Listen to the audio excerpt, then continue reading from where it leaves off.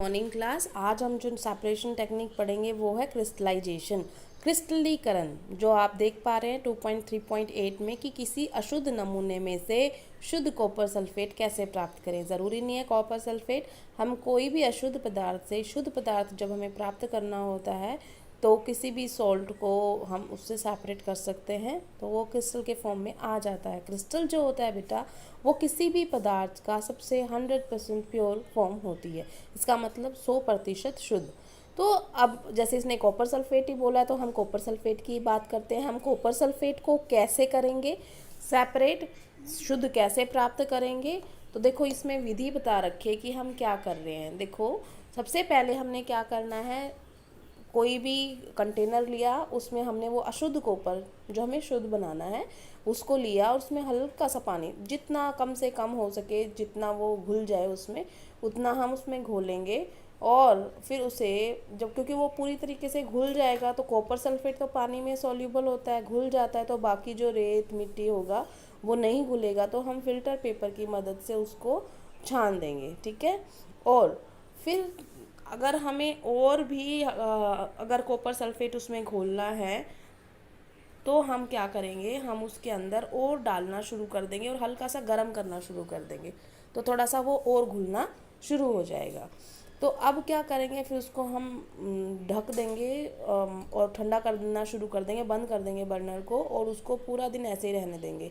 देखो रेत मिट्टी तो हमने पहले ही छान लिया था, अब वो विलियन बन चुका है और अब उसको हम ठंडा होने के लिए रख देंगे।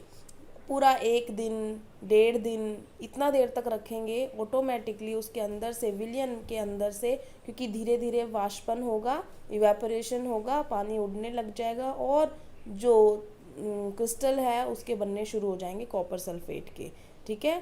तो ये कॉपर सल्फेट के जो क्रिस्टल बने, इस प्रोसेस को क्या बोलते हैं हम, क्रिस्टलीकरण, क्रिस्टलाइजेशन। ठीक है। तो अब ये आपसे कुछ पूछ रहा है, वो हम देख लेते हैं कि चीनी मिट्टी की प्याली में आप क्या अवलोकन करते हैं, मतलब आप क्या देखते हैं। तो क्रिस्टल बनना शुरू हो जाएंगे, वो देख रहे हैं हम। क्या क्रिस्टल एक समान दिखाई देता है? हाँ, सारे क्रिस्टल एक जैसे दिखाई देंगे आपको। चीनी मिट्टी की प्याली में रखे द्रव से क्रिस्टल को कैसे पृथक करेंगे? आपको फिल्ट्रेशन टेक्निक करवा रखी थी, सबसे पहले करवाई थी छानन विधि, क्योंकि एक सॉलिड है और दूसरा लिक्विड है तो हम आराम से उसको सेपरेट कर सकते हैं। तो छानन विधि से हम सेपरेट कर लेंगे। जो क्रिस्टलीकरण विधि है उसका उपयोग ठोस पदार्थों को शुद्ध करने में इस्तेमाल किया जाता है ना। तो ये अभी जो अशुद्ध कॉपर सल्फेट था उसका हमने क्या बना लिया, शुद्ध बना लिया। इसका दूसरा इस्तेमाल कैसे कर सकते हैं, जैसे समुद्री जल है, समुद्री जल में बहुत सारा नमक होता है तो हम नमक क्रिस्टल बना सकते हैं इस विधि से और उसको सेपरेट कर सकते हैं समुद्री जल से। तो ये जो हो गया हमारा, ये समुद्री जल से नमक प्राप्त करने की विधि भी क्रिस्टलीकरण के ही अंदर आएगी। अगर कोई आपसे पूछे कि क्रिस्टलीकरण जो है विधि वो साधारण वाष्पीकरण विधि से कैसे उत्तम होती है, क्योंकि वाष्पीकरण का मतलब क्या है, अब जैसे समुद्री पानी था, हम क्या करेंगे, पानी उड़ा देंगे तो जो नीचे बच जाएगा वो सॉल्ट ही बचेगा। तो आप तो यही कहते हो मैडम सीधा ही गर्म कर दो, आप क्रिस्टलीकरण करने की क्या आवश्यकता है।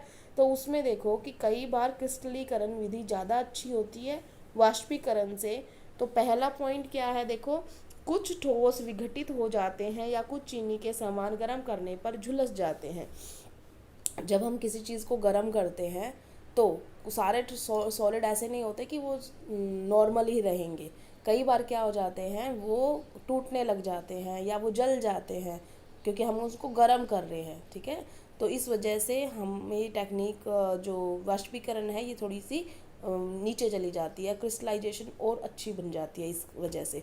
दूसरा क्या है कि छानने के पश्चात, ये आपको दिखाई दे रहा होगा, छानने के पश्चात भी अशुद्ध विलेय पदार्थ को विलायक में घोलने पर विलयन में कुछ अशुद्धियाँ रह सकती हैं। अगर कुछ अशुद्धियाँ रह गई तो वो बिल्कुल साथ ही आ जाएंगे। जैसे तो ये कह रहा कि तुमने छाना फिल्टर पेपर की मदद से, अशुद्धियाँ फिर भी रह गई तो, लेकिन वाष्पीकरण होने से अशुद्धियाँ हो सकती है उसके अंदर, लेकिन क्रिस्टलाइजेशन के अंदर ऐसा नहीं होता क्योंकि क्रिस्टल अपने आप विलयन के अंदर से बनेगा, उसमें से अशुद्धि बाहर नहीं आएगी। ठीक है ना।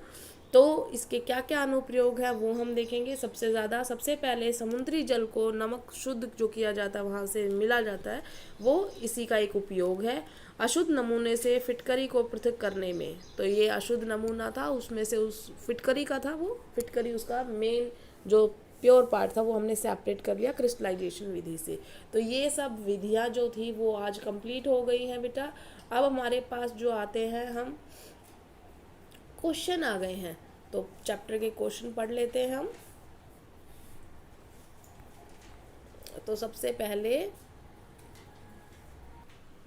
तो हम बात कर रहे थे क्वेश्चंस की। तो पहला क्वेश्चन जो है वो है पेट्रोल और मिट्टी का तेल जो कि आपस में घुलनशील है। देखो पेट्रोल भी लिक्विड होता है, द्रव होता है, मिट्टी का तेल जो होता है वो भी लिक्विड होता है। इसका मतलब दो लिक्विड और जो आपस में घुलनशील है, ठीक है। तो हम घुलनशील द्रवों के लिए कौन सा इस्तेमाल करते थे? आसवन विधि, डिस्टिलेशन, ठीक है। उसके बाद वो क्या कह रहा है कि पेट्रोल तथा मिट्टी के तेल के क्वथनांकों में 25 डिग्री सेल्सियस से अधिक का अंतर है। देखो ये बात जो है ये आपको ज़्यादा ध्यान रखनी है कि उनके अंदर 25 डिग्री से ज़्यादा का अंतर है। अब ज़्यादा का होता है तो हम सरल आसवन करते हैं, अगर इसने कम लिखा होता है तो हम प्रभाजी आसवन करते। इसका मतलब अगर 25 डिग्री सेल्सियस से कम होता है, लेस होता है 25 डिग्री सेल्सियस से, दोनों का डिफरेंस, तो हम कौन सा करते हैं? Fractional distillation. और 25 डिग्री सेल्सियस से ज़्यादा होता है तो हम कौन सा करते हैं? Simple distillation. तो हम इस पहले क्वेश्चन का आंसर क्या आएगा? कौन सी विधि इस्तेमाल करेंगे हम? सिंपल डिस्टिलेशन, सरल आसवन विधि। सेकंड क्वेश्चन है बेटा, पृथक करने की सामान्य विधियों के नाम दे। दही से मक्खन, सेंट्रीफ्यूगेशन, है ना, सेंट्रीफ्यूगेशन किया था जिसको हम बोलते हैं अपकेंद्रण विधि। कौन सी? अपकेंद्रण विधि। तो दही से मक्खन हमने कौन से किया? अपकेंद्रण विधि से।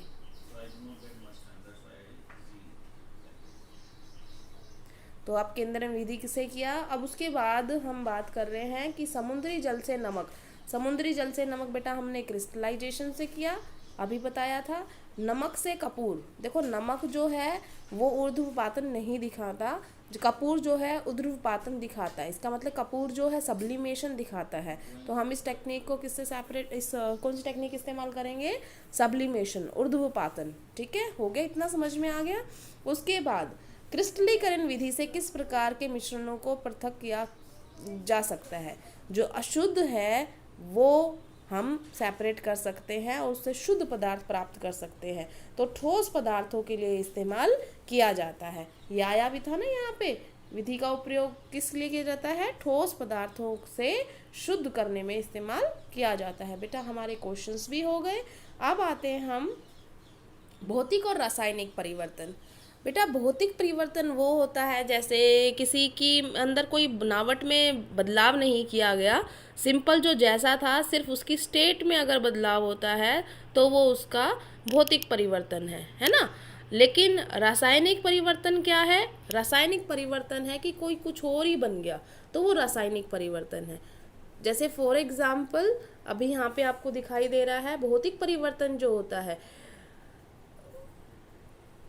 ये देखो भौतिक परिवर्तन क्या होता है कि ये वो परिवर्तन है जो पदार्थों के संगठन ने बिना परिवर्तन किए होते हैं। इसका मतलब पदार्थ का जो कंपोजिशन है वो सेम टू सेम रहेगा। अगर पानी है तो पानी रहेगा, CO2 है तो CO2 ही रहेगी। इसका मतलब उनके अंदर कोई बदलाव नहीं होने वाला है, कोई परिवर्तन नहीं होने वाला है, तो वो भौतिक परिवर्तन है। जैसे बर्फ़ का पिघलना, बर्फ़ जो थी सॉलिड स्टेट में थी, कौन से में आ गई? लिक्विड स्टेट में आ गई। तो पानी ही रहा ना, चाहे वो सॉलिड हो चाहे वो लिक्विड हो, तो वो भौतिक परिवर्तन है। रासायनिक परिवर्तन कैसे होगा? अगर फॉर एग्जाम्पल मैं कोई कागज़ लूँ और कागज़ को जला दूँ, कागज़ को जला दूंगी तो कागज़ के अंदर जो एलिमेंट्स थे वो अब अपनी दूसरी फॉर्म में आ गए, वो ऑक्सीडाइज हो गए, तो वो क्या हो गया?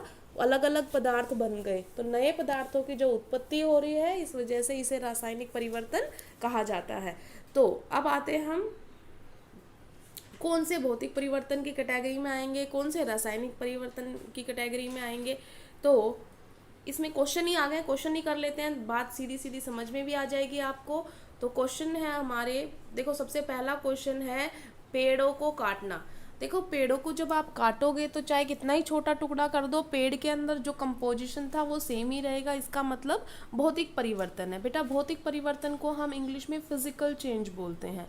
तो पेड़ों को काटना एक फिजिकल चेंज हुआ। अगला क्वेश्चन है मक्खन का एक बर्तन में पिघलना। तो मक्खन जो था सिर्फ पिघला है, उसकी स्टेट, उसकी अवस्था में परिवर्तन आया है, बट मक्खन तो मक्खन ही रहेगा ना। तो इसका मतलब ये क्या है, फिजिकल चेंज है, भौतिक परिवर्तन है। तो ये भी भौतिक परिवर्तन है, फिजिकल चेंज है, ये भी फिजिकल चेंज है। अब अलमारी में जंग लगना, देखो अलमारी जो है वो लोहे की होगी, लोहे में कई दिनों बाद अगर वो वायु और पानी के संपर्क में आएगा तो उसे जंग लग सकता है। तो अगर अलमारी में जंग लग रहा है, इसका मतलब आयरन जो है वो आयरन का ऑक्साइड बन गया। जंग लगना है, वो आयरन का ऑक्साइड बनना है। इसका मतलब ये कैसा परिवर्तन हो गया, केमिकल चेंज, रासायनिक परिवर्तन हो गया। उससे अगला है जल का उबल कर वाष्प बनना। जल उबला है, वाष्प बनना है, स्टेट चेंज हुई है, अवस्था बदली है, बाकी कुछ परिवर्तन नहीं हुआ। इसका मतलब ये कैसा हो गया, ये फिजिकल हो गया, फिजिकल चेंज है ये। उसके बाद अगला है विद्युत तरंग का जल में प्रवाहित होना तथा उसका हाइड्रोजन और ऑक्सीजन गैसों में विघटित होना। वो खुद बोल रहा है कि पानी टूट कर हाइड्रोजन और ऑक्सीजन गैस दे रहा है। इसका मतलब दो अलग गैसेस का निर्माण हो गया है। इसका मतलब ये बनना, नई चीज बनी तो ये कैसा होगा, केमिकल चेंज होगा, रासायनिक परिवर्तन होगा। अब इससे अगले पे आते हैं हम, जल में साधारण नमक का घुलना। जो जल में साधारण नमक का घुलना, जल जो है उसमें हमने नमक घोल दिया, मिल जाएगा, वो क्या हुआ, सिर्फ अवस्था ही तो बदली है। पहले नमक सॉलिड स्टेट में था, अब वो एक्वस में आ गया। इसका मतलब ये कैसा हो गया, ये फिजिकल चेंज हो गया। उसके बाद आ रहे हम फलों से सलाद बनाना। तो फलों से सलाद बनाना, देखो फल जो है वो आपने काट दिए, सैलेड बन जाएगा उससे। तो ये कैसा आ जाएगा, ये फिजिकल चेंज आ जाएगा। उससे अगला पूछा उसने लकड़ी और कागज़ का जलाना। जब हम लकड़ी को जलाएंगे तो कुछ अलग पदार्थों का निर्माण होगा, CO2 गैस बनेगी। कागज़ को जलाएंगे भी तो भी ऐसा ही होगा, CO2 गैस का निर्माण होगा। इसका मतलब ये कैसा है, ये केमिकल चेंज है। इसका मतलब फिजिकल चेंज क्या होता है, जिसमें कुछ परिवर्तन ना हो, सिर्फ अवस्थाओं में परिवर्तन हो, उसके अंदर कोई प्रॉब्लम ना हो, उसके संगठन में कोई प्रॉब्लम ना हो, उसके कंपोजिशन में कोई अंतर ना आए। केमिकल चेंज के अंदर, रासायनिक परिवर्तन के अंदर कुछ बदलाव होते हैं जिसकी वजह से नए पदार्थ बनते हैं। इतना समझ में आ गया हो गया। तो आज हमने इतना कर लिया है। और उसके बाद हमने बेटा ये भी कर ही लिया था, अगर आपको ध्यान हो, हमने शुद्ध पदार्थों की टाइप पहले ही कर ली थी। शुद्ध पदार्थों की दो टाइप बताई थी आपको, एक तत्व और दूसरा यौगिक। तत्व के बारे में पहले ही बता दिया था। तत्व जो होते हैं वो ऐसे होते हैं जिनके अंदर एक ही प्रकार के परमाणु होते हैं। और उसमें भी मैंने आपको बता दिया था कि उसमें कौन कौन से होते हैं, धातु, अधातु और उपधातु। कराया था ये आपको, metal, non metal and metalloid. धातु एक ऐसी होती हैं, ये भी गुण होते हैं। धातु चमकीली होती है, उसके जैसे चमक होती है, जैसे चांदी होती है वो सफ़ेद चमकती है, सोना जो होता है पीले रंग का चमकता है। और उनके अंदर से विद्युत और ऊष्मा का संचालन हो सकता है। तन्य का मतलब होता है बेटा डक्टाइल, उनको खींच के हम तार बना सकते हैं। आघातवर्ध्य का मतलब होता है जब हम उनको पीटते हैं तो वो चादर का रूप ले लेती हैं। तो जो ये गुण हैं ये मेटल के हैं, ये मैंने आपको पहले ही करा दिए थे। और इसके सिवाय जो होगा उससे अपोजिट वो अधातु के हैं। और उपधातु जो होती है उसमें बेटा दोनों के गुण होते हैं, तो ये उपधातु होती है। ठीक है, जैसे फॉर एग्जाम्पल हम एक एक का एग्जाम्पल कर लेते हैं। तो हमने अभी लिया, हमने अगर हम धातु का एग्जाम्पल करें तो आपको पता है सोना, चांदी, ये लोहा, ये सब क्या हैं, धातु हैं। सारी धातुएं सॉलिड होती हैं, बस एक धातु जो है वो क्या है, पारा, मर्क्यूरी जिसे बोलते हैं। मर्क्यूरी जो होती है वो जो लिक्विड्स अवस्था में होती है नॉर्मल रूम टेम्परेचर पे, बाकी सारी सॉलिड होती है।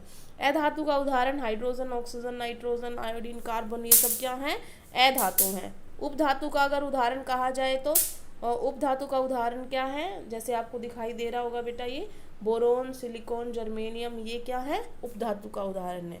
ये उपधातु कौन बोल रहा है, जो धातु और अधातु के दोनों के गुण दिखाते हैं उनको हम उपधातु बोलते हैं। ठीक है, तो आज हमने ये चैप्टर कंप्लीट कर लिया है।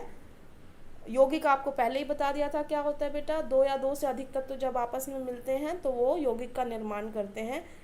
तत्व और यौगिक के बीच में डिफरेंस मिश्रण और यौगिक के बीच में डिफरेंस। यौगिक जो होते हैं बेटा हमेशा तत्व से मिलके बनते हैं, ठीक है ना।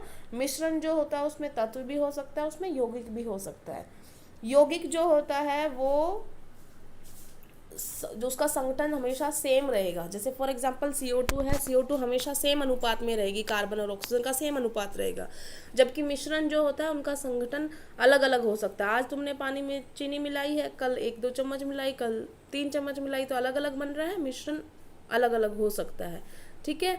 यौगिक जो होते हैं वो नए पदार्थ के गुणधर्म पूरी तरह से भिन्न होते हैं। जैसे कार्बन एक नॉन मेटल है, ऑक्सीजन एक नॉन मेटल है, और दोनों ही क्या है, मिल गए तो क्या बना दिया उन्होंने, CO2। अब CO2 जो है वो बिल्कुल गैस है, जबकि ऑक्सीजन जो उसके अंदर मिला था, ऑक्सीजन तो जलने में मदद करती है, लेकिन CO2 जो है वो आग बुझाने में मदद करती है।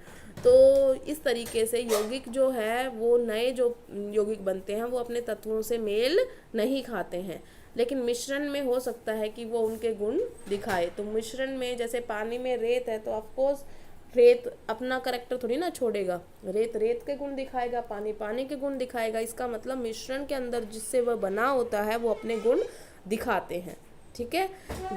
अब यौगिकों को हम ना आराम से सिंपल तरीके से सेपरेट नहीं कर सकते नॉर्मल टेक्निक से, लेकिन अगर हम यौगिक को सेपरेट करना चाहते हैं तो यौगिक को हम सिंपल तरीके से सेपरेट नहीं कर सकते।